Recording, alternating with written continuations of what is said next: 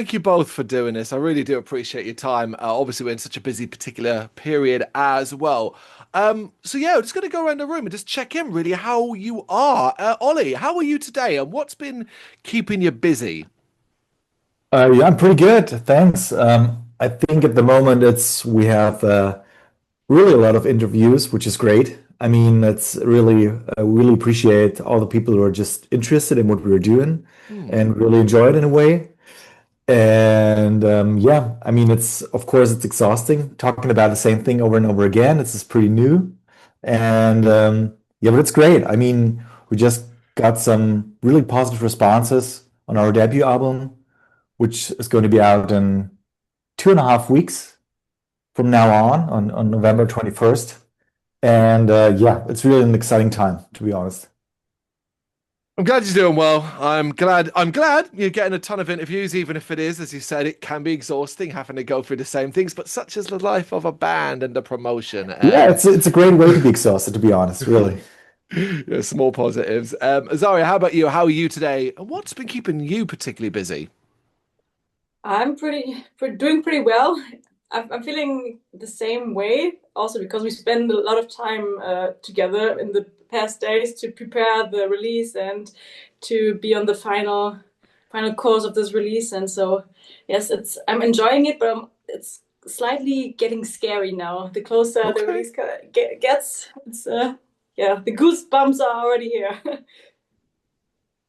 It is an exciting period of time, and it's non-stop, I imagine, for you. There's so much that still needs to be done, even when you're at the end, so to speak, of the release period. There's so much work that still has to be done. But outside of that, so let's pretend there's nothing. You're having a day where there's nothing band related to do or even think about. Ollie, what does a normal day in your life look like? You mean on the weekend or during the week? Any time you choose. What you Anytime. would, yeah, what would a normal day look like?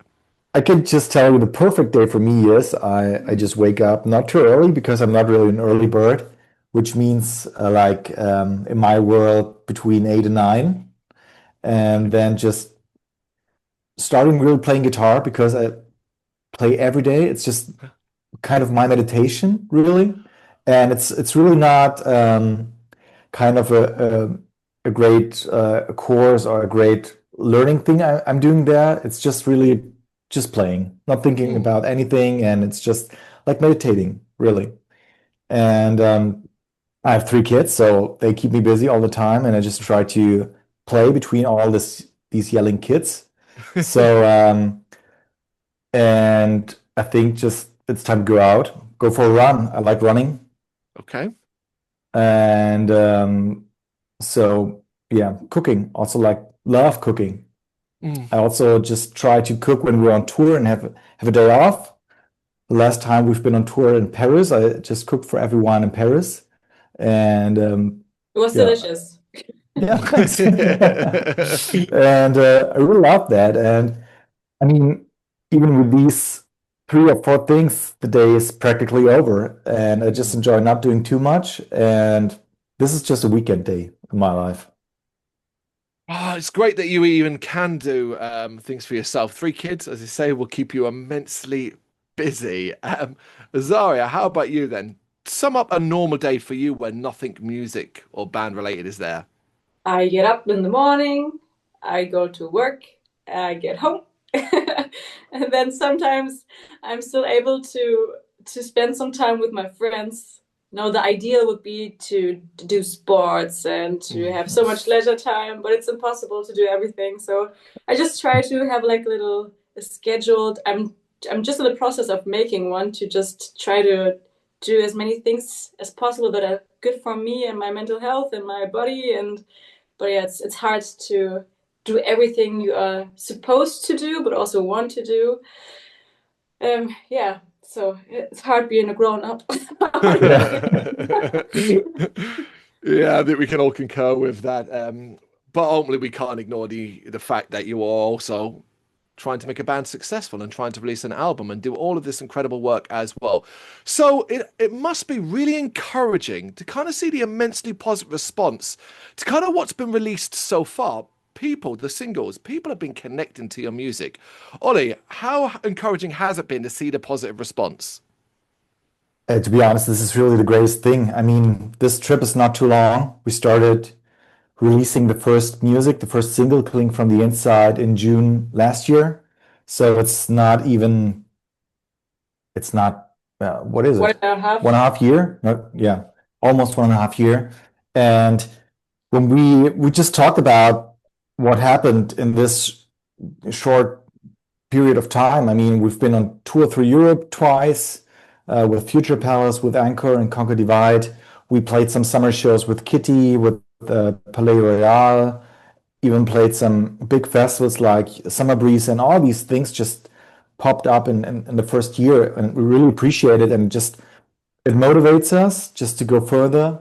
And yeah, so but we also really enjoy what we're doing. I mean, it's just great to be a part of this group, especially being together in this four-piece of people. And yeah, it's just great to be on tour and to get these responses. Nevertheless, it doesn't matter if it's in the media and social media, or it matters. I think it's to me it means a bit more, or it's more reliable when I just get it face to face on a show. Mm-hmm. I mean, when we play in London and we see people who sing our lyrics, this is just really incredible. And or just meet people after the show when we're at the merch and talk to people, and they say that a song, for example, like House Not Home, means really a lot to them, and this is just great. I'm glad you're getting that response, particularly people are coming to you and saying, because it is so important, but it has been an incredible whirlwind period of time. Azaria, have you been able to stop and take in what you've accomplished to this point so far? Not really, to be honest. There was one moment when we were on our first European tour, when we played in Paris, and I was standing at the merch, and there was 1 second where I realized I am in France. We played a show here, and there's someone coming here and trying to buy a shirt from us. And I had to excuse myself and go to the backstage room and just had some happy tears because I couldn't really realize it was the first moment where I realized this is really happening, but I'm still far from really having it realized. What a moment for that to kick in. Yeah. It's such a simple moment, but it meant so much. So it's incredible to hear. Of course, all of this is because we are so close to release of your debut album, Life is Just a Phase. November 21st, it is out worldwide. Oli, what do you think the album says about who Seven Blood is? I mean, to date, it's the essence Seven Blood, because we worked on it for 2.5 years, I think, and we just started with this band, with this project, and we just had to discover who we are as a band, as a group of people.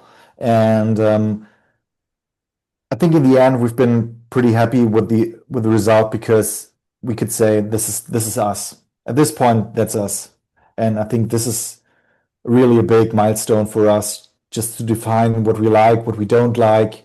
We had tons and hours of discussions and creative processes, and they were fun, they were exhausting, they were just, everything. But in the end, it was worth it, and we've been happy with the result. And I mean, there are tracks on this album we worked for, I think, 4 or 5 months on it, and this was really crazy. I mean, when you're just working that long for one song, you just ask yourself, is it really worth it? Is it just I mean, you're not have this perspective that you have when you're just a listener, when you're working on a song for 4 or 5 months. But in the end, we're super happy about it. So, and last week we just received the vinyls, and we just could get these vinyls in our hands, and it was just really a great moment. There is still something so special, isn't there, about holding a physical copy of what you've created? Absolutely, yeah.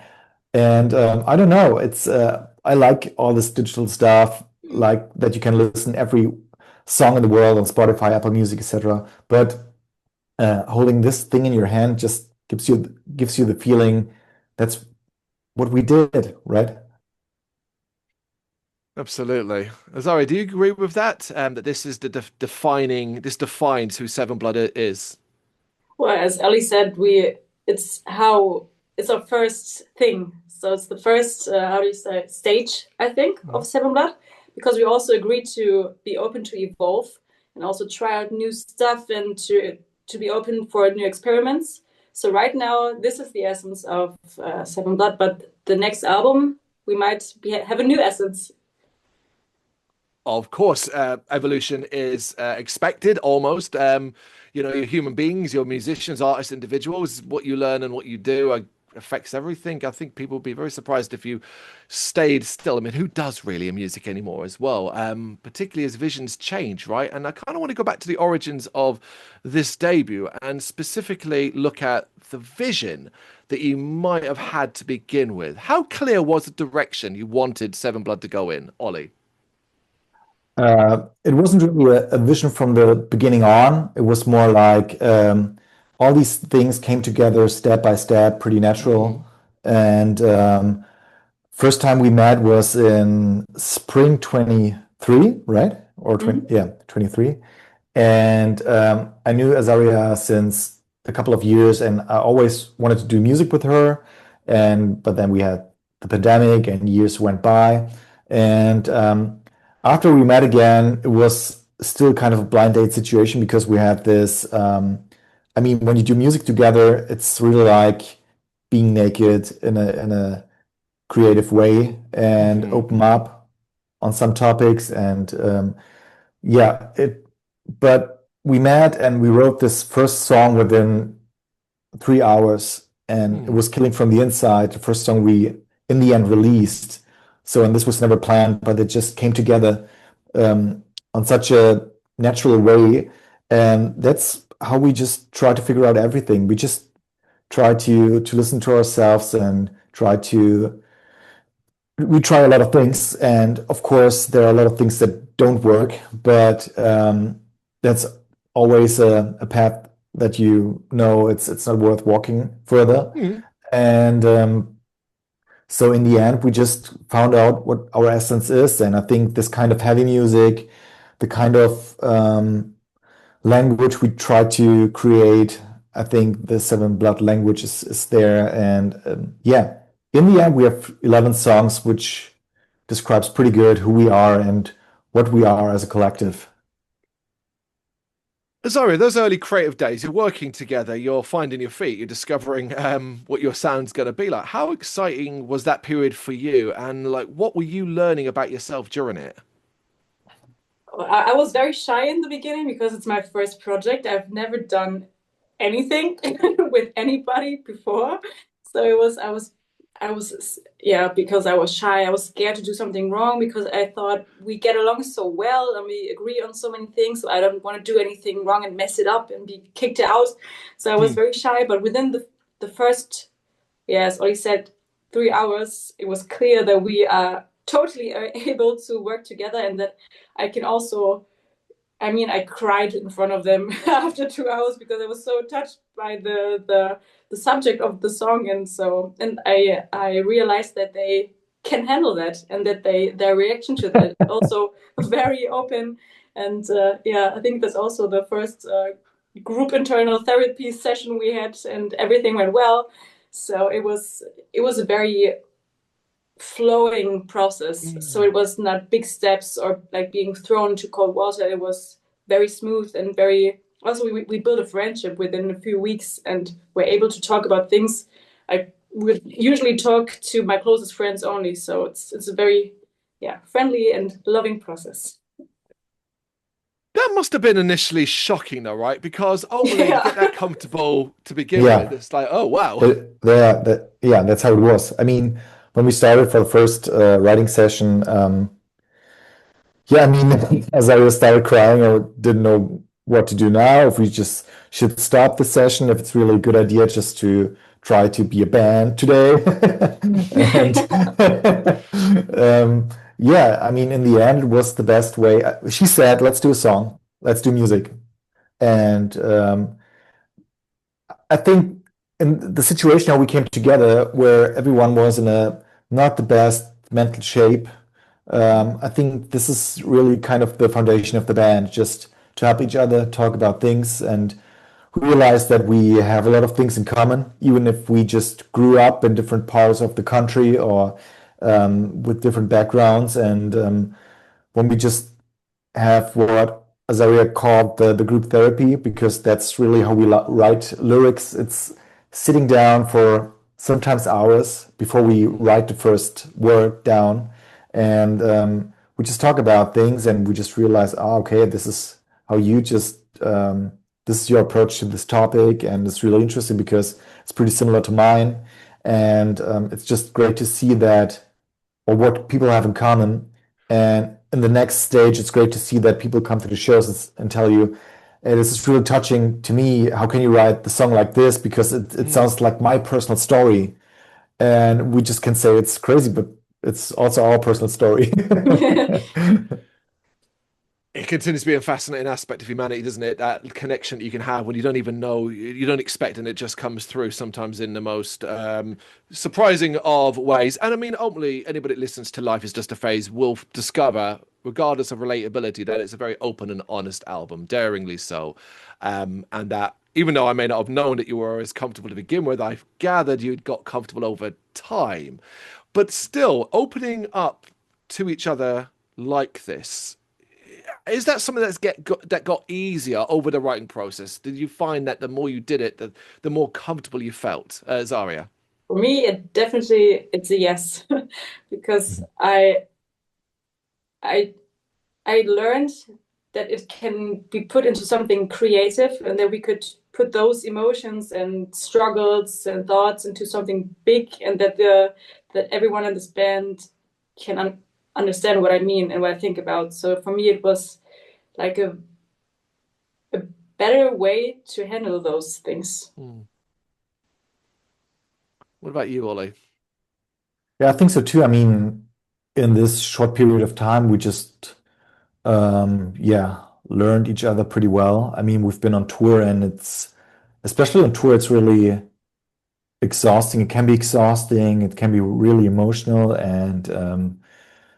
um, and at the same time, it's really like the adrenaline kicks in. You play these shows. It's just these things are so extreme, and but you learn each other and really in every aspect. I know how Josie is feeling today. I know how Anfi's doing. I just, yeah. And I mean, that we're still together after these pretty intense 1.5 year. I think that speaks for itself that, yeah, I just can say that I really appreciate being in this group, because I think you can be open in this group. You can go on a long tour together, and if you want to have your just room to be alone, it's also okay. And yeah, it's just great. But as I said, it's really worth, or it just means a lot that you just know each other so well after this time, because touring is pretty exhausting, and it's great to know that you can open up with a topic in the studio that you probably would never expect to open. And yeah, I just, yeah, really appreciate that. And there's really a kind of a progress within the last 1.5 years. Well, I'm glad you mentioned the touring side of things as well, because ultimately the touring you've done, the shows you've played, where you've been, would have tested many bands, let alone one so early on in your careers. But clearly, you stand here at the other side of it, feeling successful and feeling encouraged by it. It's been an incredible journey to this record's release. So, Azaria, when you look at the creative journey of the record, so from the very first time you sat down together to where we are now, what's some of your favorite memories, moments that sort of jump out at you over that period? Oh, I have to think about it. I think, to be honest, the one moment I will never forget is the first session, because it was the big aha moment to, whoa, this is working, and this sounds good. But also, I think, as Ollie said, we had some songs we worked on them for months and weeks, and we all got frustrated at some point, and then there was this big clicking moment, and everyone was happy, and we were able to dance to the song, although everyone got mad at the same song just a few weeks earlier. So those are some memories I really like to remember. But at the same time, there are so many great things that happened in the past year that it's just not only the writing process, but everything that happened, all the shows, the first festival shows, and it's just many things happening. Incredibly positive period. How about you, Oli? Yeah, it's the same. I think I really remember the lot of writing sessions, but also the touring, because I mean, uh, for me, the first time being in playing in Paris, and I played in bands before, but only in bands that sing in German. So we just kept touring in Germany, Austria, or Switzerland, and playing in Paris and having this show, and somebody was in first row singing one of the songs. It was just crazy. I was just so happy with that. And I mean, we're so far away from home, and yeah, and people are interested in what we're doing and seem to like it. So this was really a big moment. I really enjoyed. And I yeah had more of these moments from also on other shows. I mean, I remember the show in Madrid, which was really an insane show, and also the people we met in this short period of time. I mean, I just remember the great people of Future Palace or from Anchor on Conquer Divide. I mean, especially with this, we traveled together with Conquer Divide and Anchor in one bus. And before we just entered this bus with 20 people, everyone was kind of, yeah, scared how it's going to be. Because, I mean, 20 people in one bus sounds crazy.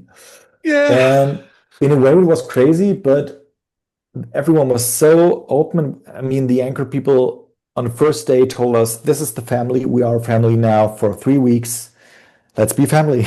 And we worked some rules, but also we listened to each other. And this was an incredible experience. And yeah, I was just so happy for that, because this was really intense and really great to see that this can work, 20 people in one bus, and that can get along, and you can have room for yourself and play these great shows together and help each other. I mean, we set up every show, we unloaded the trailer, and every show, every member of this travel party, which is crazy. It was really like a big family traveling through Europe.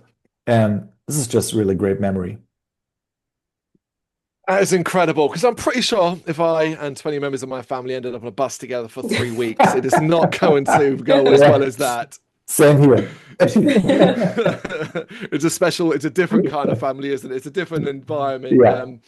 But it's great that you have such positive memories of that particular period, because ultimately as well, as great as the last year and a half have been, there were moments that tested you, moments that challenged you and were frustrating. You've talked sometimes a little bit about that. So I want to ask you to kind of pick a moment out that tested you personally during the last year and a half. Azaria, what's one that maybe tested you? I mean, we partly digged our own grave by setting the deadlines, which is also important, because at some point you have to have a deadline. But that tested my patience and because I'm a very impatient person, and I knew there's a deadline, we have to continue, we have to go on. And the guys were like, no, this is still a creative process. We have to be very, we have to be okay with what ends up on our album. And I was like, okay, I try to be calm. I learned many things from this, that I'm a very impatient person, for example. And I also realized it can still work if you take your time. So it was, I learned many things, but this I was very stressed for a few weeks. There is no miracle cure, I think, or even long-term solve for impatience. It's going to happen no matter what. And when it comes to what you're creating, I mean, it's a difficult balance to get those deadlines in place and also kind of do what you think, what you consider the best. But how about you, Oli? What's an example of something that tested you over this last year and a half? Yeah, I mean, I'm also pretty impatient, but during the time, I just accepted that you never know when a song is going to be done. So Mm. you know it on one day, and as long as you don't have it in front of you, it's not finished. And there's nothing you can do. You just have to trust this process and try to stay open-minded. However, yeah, I mean, however you fucked up you are actually. But and another thing was just being on tour, and then I remember just on the first tour with Future Palace before we played in Brussels, no, in Antwerp. Mm.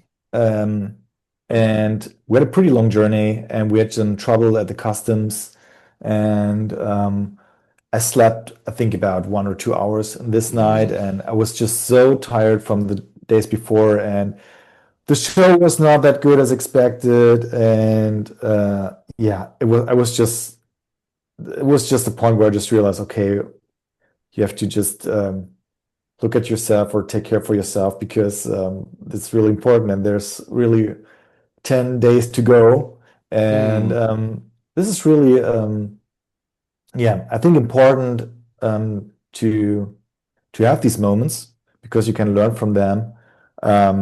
But also really exhausting to have it because I mean, especially when during the day, you know, you're not in your perfect shape. You just try to have a good show, and then it's not a good show from your side, or maybe not in your head or whatever. But yeah, this is just really a fucked up moment where you just realize, oh man, I just knew the entire day it's not going to be a good show, and yeah.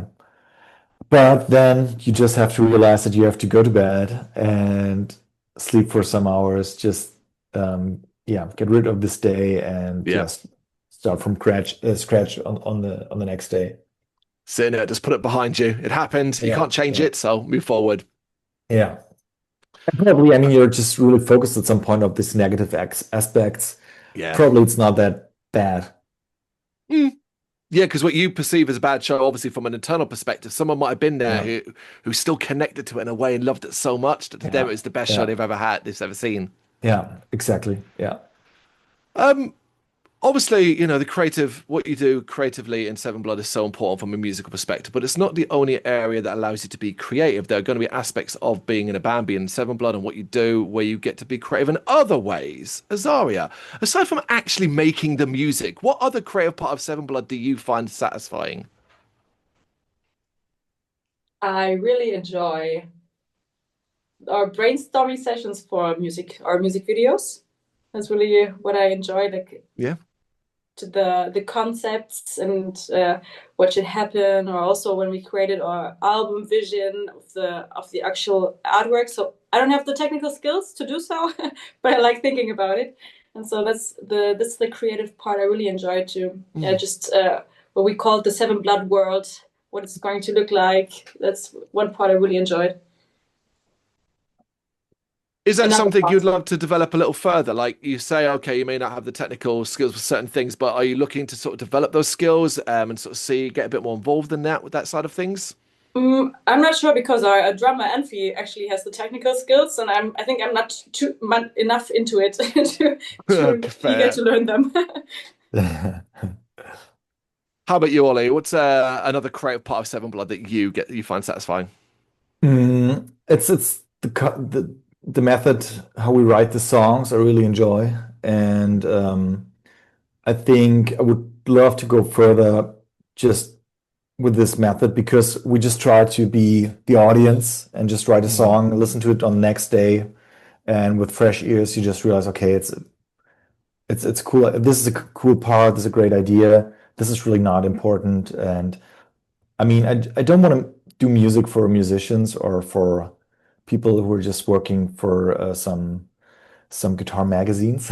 Nothing against people from guitar magazines, but I mean they are great. But I just would love to connect to people, to the normal people.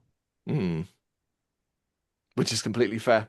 But we're basically out of time. But before you disappear, I just want to mention, of course, the end of the year and the start of next year, you are out and about, including popping over to my city, London, in January with Lestelle at the Fighting Cocks. Are you kind of looking at 2026 and just hoping to planning and thinking, make it another very busy year? That's the plan, actually. I mean, we're just We're in front of our first headline or co-headline tour with Lestel, as you said, and we're super excited on that. And there are more things in the making, and yeah, and to be announced pretty soon.